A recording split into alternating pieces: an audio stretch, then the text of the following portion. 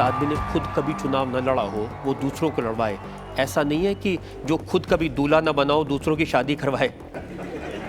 मुझे लगता है कि पार्टी मुझे चुनाव लड़वाने का काम देती है और जहां जहां भी मुझे काम दिया है, मुझे लगता है कि जो सबसे अच्छे परिणाम हो सके मैं लाने का प्रयास करता हूं। इस बार के लोकसभा चुनाव में तो डुबा दिया आपने पार्टी को। देखिए, पार्टी जीतती है तो सबको श्रेय मिलता है, पार्टी हारती है तो हमारे यहाँ सामूहिक जिम्मेवारी होती है।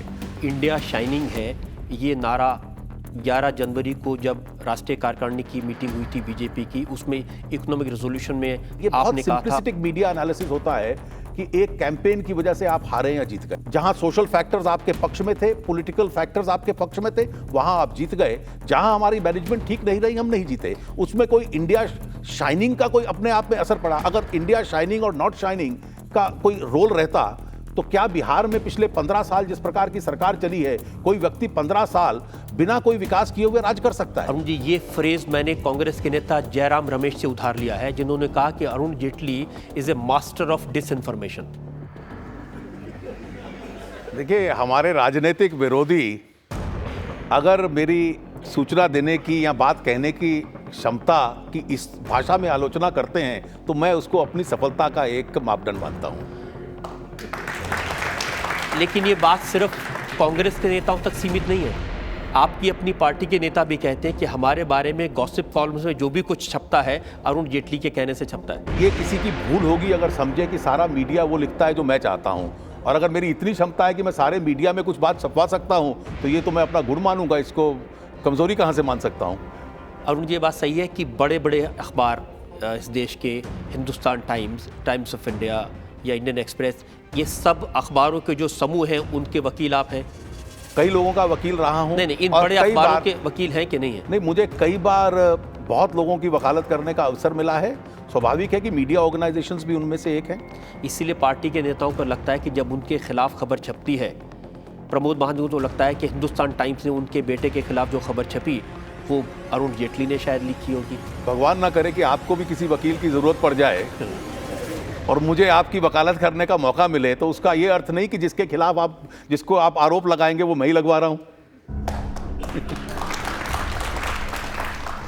सुषमा स्वराज ने कई बार प्राइवेट कॉन्वर्सेशंस में ये कहा है कि गॉसिप कॉलम्स में उनके बारे में जो कुछ छपता है, पार्टी की जो खबरें लीक होती हैं वो अरुण जेटली लीक करते हैं। देखिए, ये मुझे लगता है कि हमारी पार्टी में ऐसी कोई समस्या नहीं है और इसलिए मीडिया के हमारे मित्रों को भी इसकी चिंता करने की जरूरत नहीं होगी। आपकी पार्टी के सब नेताओं के बारे में अखबारों में कुछ ना कुछ छपता है, लेकिन आपके बारे में नहीं छपता।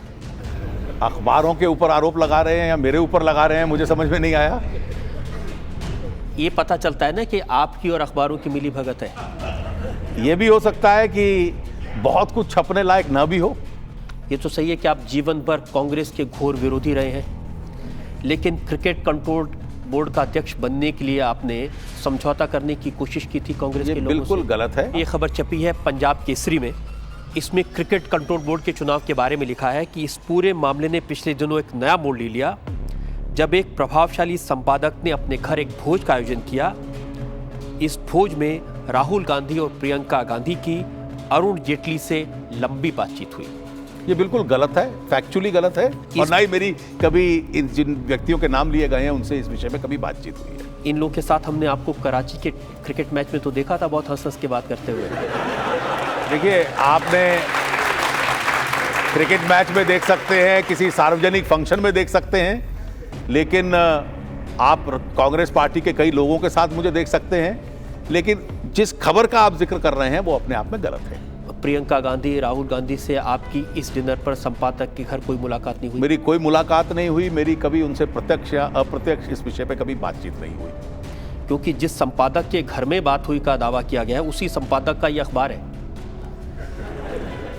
देखिए, ये तो फिर आपको संपादकों के बारे में अपनी राय बदलनी चाहिए, मेरे बारे में तो मत बदलिए।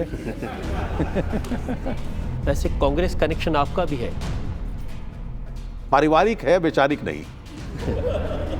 शायद लोगों को पता नहीं कि आपकी पत्नी कांग्रेस के एमपी की बेटी है। उनके पिताजी कभी एमपी हुआ करते थे, लेकिन जैसे मैंने कहा मेरा वैचारिक संबंध कभी नहीं रहा कांग्रेस से। तो कुछ उनकी बातों का असर नहीं पड़ता आपकी विचारों पर?